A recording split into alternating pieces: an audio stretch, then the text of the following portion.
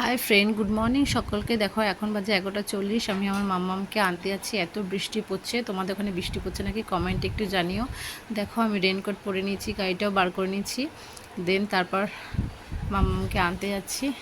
বৃষ্টি কার কার ভালো লাগে এবং কার কার বেরোতে ইচ্ছা করে সেটাও জানিও। আর দেখো আমি তারপর পেট্রোল পাম্পে চলে গেলাম, তেল ভরলাম।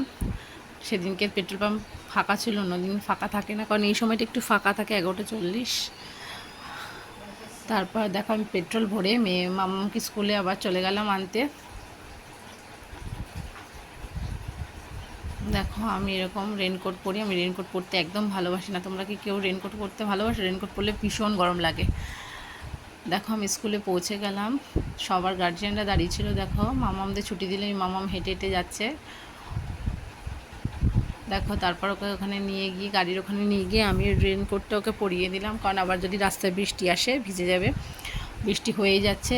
টাটা, আজকের মতো রাখছি। তোমাদের কেমন লাগলো ভিডিওটা কমেন্ট করে জানিও। টাটা।